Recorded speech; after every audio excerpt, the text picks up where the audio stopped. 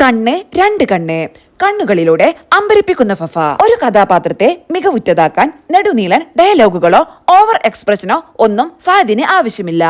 കണ്ണുകൾ തന്നെ ധാരാളമാണ്. Hi everyone, welcome back. മഹേഷായും ജോജിയായും ഷെമ്മിയായും ജോഷോയായും രംഗണ്ണനായും സിനിമാ പ്രേക്ഷകരുടെ മനസ്സിലേക്ക് ഫഹദ് ഫാസിൽ എന്ന നടൻ കുടിയേറിയിട്ട് വർഷങ്ങളായി. 2002 അച്ഛൻ ഫാസിൽ സംവിധാനം ചെയ്ത കയ്യെത്തും ദൂരത്തി എന്ന ചിത്രത്തിലൂടെ 20-ാം വയസ്സിലായിരുന്നു ഫഹദിന്റെ സിനിമയിലേക്കുള്ള കടന്നുവരവ്. ആ വരവിൽ കാര്യമായ ഗുണമൊന്നും ഫഹദിനുണ്ടായില്ല. ഫഹദ് അതിനായി ഒന്നും ശ്രമിച്ചതുമില്ല. പിന്നീട് 7 വർഷങ്ങൾക്ക് ശേഷം കേരള കഫേ എന്ന ചിത്രത്തിലൂടെ ഫഹദ് 2-ാം വരവ് നടത്തി. താനും ഇവിടെയൊക്കെ തന്നെയുണ്ട് എന്ന ഫഹദിന്റെ ഓർമ്മപ്പെടുത്തൽ കൂടിയായിരുന്നു ആ വരവ്. പിന്നെയും 2 വർഷമെടുത്തു ഫഹദിന് മലയാള സിനിമയിൽ സ്ഥാനമുറപ്പിക്കാൻ. 2011 പുറത്തിറങ്ങിയ ചാപ്പാക്കുരിശി എന്ന ചിത്രത്തിലൂടെയായിരുന്നു അത്. പിന്നീട് അങ്ങോട്ട് ഫഹദിന്റെ കാലമാണ്. കൊമേഴ്ഷ്യലി സക്സസ് ആയ സിനിമകളും നിരൂപക പ്രശംസ ഏറ്റുവാങ്ങിയ ചിത്രങ്ങളുമൊക്കെയായി ഫഹദ് തന്റെ യാത്ര തുടരുന്നു. ഓരോ സിനിമയിലും സ്വയം രാഗിമിനുക്കി അയാൾ പുതിയ മേച്ചിൽ പുറങ്ങൾ തേടുന്നു. ഇന്ന് ഫഹദിന്റെ 43-ാം ജന്മദിനമാണ്. പ്രിയ നടനെ ആശംസകൾ നേരുന്നതിന്റെ തിരക്കിലാണ് ആരാധകരും സിനിമാ ലോകവും. ഫഹദിന്റെ അഭിനയത്തെക്കുറിച്ച് പറയുമ്പോഴൊക്കെയും അദ്ദേഹത്തിന്റെ വിടർന്ന വലിയ കണ്ണുകളും നമ്മുടെ മനസ്സിലേക്ക് കടന്നു വരും. കണ്ണുകൾ കൊണ്ടാണ് ഫഹദ് അഭിനയിക്കുന്നത് എന്ന് പറഞ്ഞാലും തെറ്റില്ല. ഒരു കഥാപാത്രത്തെ മികവുറ്റതാക്കാൻ നെടുനീളൻ ഡയലോഗുകളോ ഓവർ എക്സ്പ്രഷനോ ഒന്നും ഫഹദിന് ആവശ്യമില്ല. കണ്ണുകൾ തന്നെ ധാരാളമാണ്. ഫഹദിന്റെ ഏത് സിനിമ എടുത്തു നോക്കിയാലും കണ്ണുകൾക്ക് ഒരു പ്രത്യേക സ്ഥാനമുണ്ടാകും. കണ്ണിലൂടെ കാര്യം പറഞ്ഞ ഫഹദിന്റെ ചില കഥാപാത്രങ്ങളിലൂടെ. 22 ഫീമെയിൽ കോട്ടയം. 22 ഫീമെയിൽ കോട്ടയത്തിലെ സിറിലിനെ ഓർമ്മയില്ലേ? ടെസയുടെ പ്രതികാരത്തിന് ശേഷം അയാൾ കണ്ണു തുറന്ന് എഴുന്നേൽക്കുന്നത് മറ്റൊരു യാഥാർത്ഥ്യത്തിലേക്കാണ്. ഫഹദിന്റെ ആ രംഗം ഒരിക്കലും നമുക്ക് മറക്കാനാകില്ല.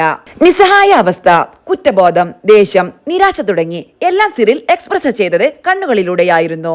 ആഷിഖ് അബു സംവിധാനം ചെയ്ത ചിത്രം 2012 പുറത്തു വന്നത്. റീമ കല്ലിങ്കലാണ് ചിത്രത്തിൽ നായികയായി എത്തിയത്. 2 അന്നയും റസൂലും. അന്നയും റസൂലിലേക്ക് വന്നാൽ അന്നയെ ആദ്യമായി കാണുമ്പോൾ കണ്ണിമ ചിമ്മാതെയാണ് റസൂൽ നോക്കിയിരിക്കുന്നത്. ഫഹദ് സിനിമയിൽ ജീവിക്കുകയായിരുന്നു എന്ന് പറഞ്ഞാലും തെറ്റില്ല. രാജീവ് രവി സംവിധാനം ചെയ്ത ചിത്രത്തിൽ ആൻഡ്രിയ ജെർമിയയാണ് നായികയായി എത്തിയത്. 12 കോടിയോളം ചിത്രം ബോക്സ് ഓഫീസുകളിൽ കളക്ട് ചെയ്യുകയും ചെയ്തു. 3 ഒരു ഇന്ത്യൻ പ്രണയകഥ. ഫഹദിന്റെ മലയാളികൾക്ക് ഇഷ്ടമുള്ള കഥാപാത്രങ്ങളിലൊന്നാണ് ഒരു ഇന്ത്യൻ പ്രണയകഥയിലെ ഐമനൻ സിദ്ധാർത്ഥൻ. എത്ര രസകരമായാണ് ഫഹദ് ആ കഥാപാത്രത്തെ അവതരിപ്പിച്ചിരിക്കുന്നത്. അമല പോളിനൊപ്പം ബസ്സിൽ യാത്ര ചെയ്യുന്ന ഫഹദിന്റെ രംഗം കണ്ട് മലയാളികൾ മനസ്സറിഞ്ഞു ചിരിച്ചു. ഐറിൻ അടുത്തിരിക്കുമ്പോൾ സെൽഫ് കൺട്രോൾ ചെയ്യാൻ പെടാപ്പാടുപെടുന്ന സിദ്ധാർത്ഥനെ കണ്ണുകളിലൂടെയാണ് ഫഹദ് അമ്പരിപ്പിച്ചത്. 4 ഇയ്യോബിന്റെ പുസ്തകം.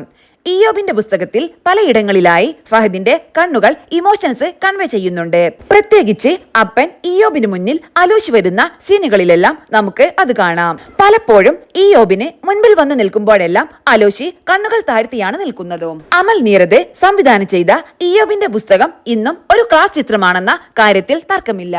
5 തൊണ്ടി മുതലും ദൃക്സാക്ഷിയും. റിയലിസ്റ്റിക് സിനിമകളിൽ പ്രേക്ഷകർക്ക് ഏറെ ഇഷ്ടമുള്ള സിനിമകളിലൊന്നാണ് തൊണ്ടി മുതലും ദൃക്സാക്ഷിയും.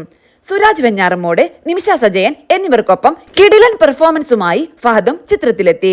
ദിലീഷ് പോത്തൻ സംവിധാനം ചെയ്ത ചിത്രത്തിൽ പ്രസാദ് എന്ന കഥാപാത്രമായാണ് ഫഹദ് എത്തിയത്. ചിത്രത്തിലെ ഫഹദിന്റെ ഇൻട്രോ സീൻ തന്നെ കണ്ണുകളിലൂടെയായിരുന്നു.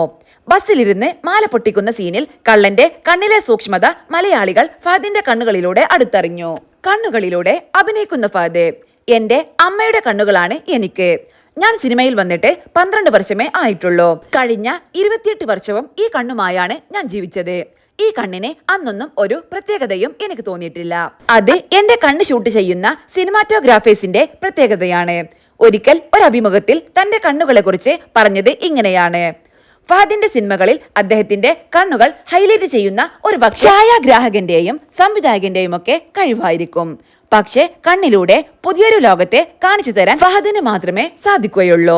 കുമ്പളങ്ങി നട്ട്സ്, ജോജി, മാലിക്, മലയൻ കുഞ്ഞ്, പാച്ചവും അത്ഭുത വിളക്കും, ആവേശം, വിക്രം, അങ്ങനെ ഏത് സിനിമയെടുത്താലും കണ്ണുകൾ കൊണ്ട് അഭിനയിക്കുന്ന ഫഹദിനെ കാണാം.